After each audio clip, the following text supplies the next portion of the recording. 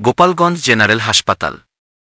আজ বুধবার বিকেল প্রথম আলো। গোপালগঞ্জে জাতীয় নাগরিক পার্টির এনসিপি সমাবেশ ঘিরে হামলা, সংঘর্ষে ৩ জন নিহত হয়েছেন। হাসপাতাল ও পরিবার সূত্র প্রথম আলোকে কথা জানিয়েছে। নিহত ব্যক্তিরা হলেন গোপালগঞ্জ শহরের উদয়ন রোডের বাসিন্দা সন্তোষ সাহার ছেলে দীপ্ত সাহা ২৫, কোটালীপাড়ার রমজান কাজী ১৮ ও টুঙ্গিপাড়ার সোহেল মোল্লা ৪১। আজ বুধবার বিকেল ৪:৫টার দিকে গোপালগঞ্জ জেনারেল হাসপাতালের তত্ত্বাবধায়ক জীবিতেশ বিশ্বাস প্রথম আলোকে বলেন, বিকেলে ৩ জনকে মৃত অবস্থায় হাসপাতালে।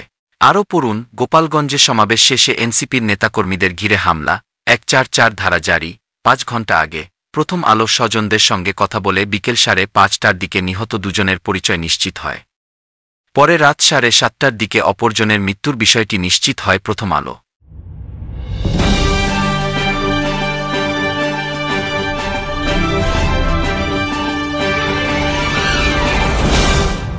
ধরে ফেলেছে সেনা সদস্যরা একজনকে ধরে। প্রথম আলো স্বজনদের সঙ্গে কথা বলে বিকেল ৫:৩০টার দিকে নিহত দুজনের পরিচয় নিশ্চিত হয়।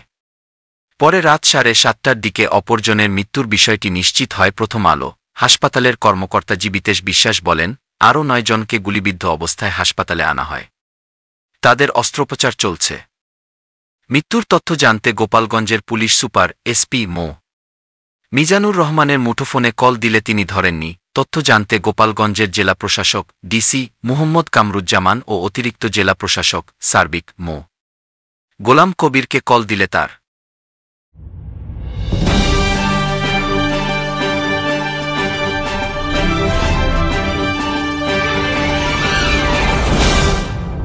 সেনা সদস্যরা একজনকে ধরে ফেলেছেন, সেটি দেখতে পাচ্ছেন।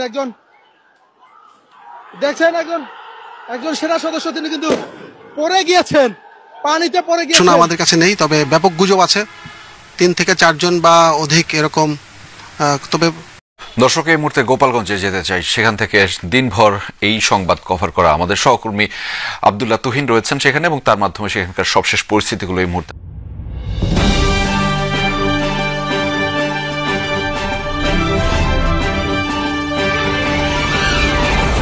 কোনো জায়গায় হবে এরকম প্রস্তুতি চলছে, এরকম ধীরে ধীরে আস্তে আস্তে সেই সংবাদ কভার করেছেন। ধন্যবাদ আব্দুল্লাহ তুহিন আমাদের সাথে যুক্ত হওয়ার জন্য।